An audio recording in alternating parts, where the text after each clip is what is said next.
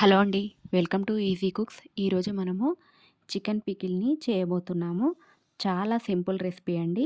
ఎక్కువగా హడావిడి లేకుండా చాలా సింపుల్‌గా చూపియాలనుకుంటున్నాను. చూసేయండి. ఈ ప్రాసెస్‌లో చేస్తే చాలా సింపుల్‌గా అండ్ చాలా టేస్టీగా కూడా కుదురుతుంది. అయితే ఇప్పుడు మనము ప్రాసెస్‌లోకి వెళ్ళిపోదాము. ఇక్కడ నేను 2 కేజీస్ వరకు చికెన్ తీసుకున్నాను. దీనిని ఉడకబెట్టుకోవడానికి ఒక బౌల్ తీసుకొని అందులోకి వేసుకోవాలి. వేసుకున్న తర్వాత అందులోకి ఒక స్పూన్ వరకు సాల్ట్‌ని, ఒక స్పూన్ వరకు పసుపును కూడా వేసుకొని ఉడకబెట్టుకోవాలి. దీంట్లోకి చాలా వాటర్ ఫామ్ అవుతుంది. ఆ వాటర్ అంతా ఎగిరిపోయేలాగా ఉడకబెట్టుకోవాలి. వాటర్ ఏమీ ఉండకూడదు. అప్పుడైతే మనకు డీప్ ఫ్రైకి రెడీ అవుతున్నట్టు. ఇప్పుడు మనము డీప్ ఫ్రైకి గాను ఆయిల్ పెట్టుకోవాలి. ఈ 2 కేజీస్ చికెన్ తీసుకున్నాం కదా, దీనికి ఒక 750 ml వరకు ఆయిల్ పడుతుంది.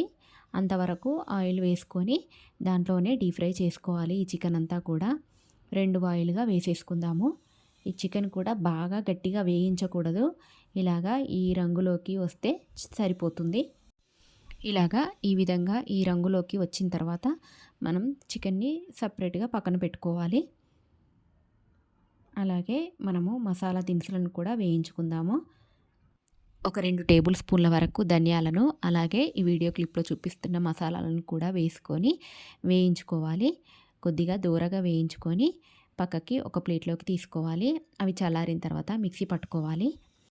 ఇప్పుడు మనము డీప్ ఫ్రై చేసిన ఆయిల్ ఉంటుంది కదా, దాంట్లోకి అల్లం వెల్లుల్లి పేస్ట్ను వేసుకోవాలి. ఒక 200 గ్రాముల వరకు అల్లం వెల్లుల్లి పేస్ట్ను వేసుకొని బాగా వేయించుకోవాలి. పచ్చిదనం అంతా పోయేంత వరకు కూడా వేయించుకున్న తర్వాత ఈ చికెన్ 2 కేజీస్ వరకు చికెన్ తీసుకొని మనం వేయించుకొని పక్కన పెట్టుకున్నాం కదా, దాన్ని ఇందులోకి వేసేసుకోవాలి. బాగా కలిపి దాంట్లోకి ఈ మసాలా దినుసులు కూడా వేసుకొని కలిపి కొద్దిగా చల్లారనివ్వాలి. ఇప్పుడు ఇది బాగా చల్లారిపోయింది కదా, ఇప్పుడు మనము దీంట్లోకి కారం వేసేసుకుందాము. ఒక 300 గ్రామ్స్ వరకు కారం పడుతుంది. ఇందులోకి 300 గ్రామ్స్ వరకు కారం వేసుకున్నాను. కారం వేసుకొని బాగా కలపాలి. కలిపిన తర్వాత ఒక 2 స్పూన్ల వరకు జీలకర్ర మెంతుల పొడిని, అలాగే ఒక 2 స్పూన్ల వరకు ఆవ పొడిని కూడా వేసుకొని బాగా కలుపుకోవాలి. అలాగే ఇందులోకి సాల్ట్ని కూడా వేసుకోవాలి. ఒక 200 గ్రామ్స్ వరకు సాల్ట్ పడుతుంది. దీంట్లోకి అల్లం వెల్లుల్లి పేస్ట్లోకి సాల్ట్ వేసి నూరుకుంటాం కదా, దాంట్లో ఉన్న సాల్ట్ దీంట్లోకి సరిపోతుంది. ఇప్పుడు 200 గ్రామ్స్ వరకు అయితే సరిపోతుంది. అలాగే దీంట్లోకి లెమన్ జ్యూస్ని కూడా వేసేసుకోవాలి. ఒక 4-5 లెమన్స్ తీసుకొని రసాన్ని తీసుకొని ఇందులోకి వేసుకొని బాగా కలుపుకోవాలి. ఒక 2 రోజుల వరకు ఊరబెట్టుకుంటే చాలా టేస్టీగా ఉంటుంది. ఈ ప్రాసెస్లో మీరు కూడా ట్రై చేసి చూడండి. ఇలాగా నేను కూడా అన్నంలోకి అప్పుడే పెట్టిన పచ్చడిని కూడా వేసి చూపిస్తున్నాను.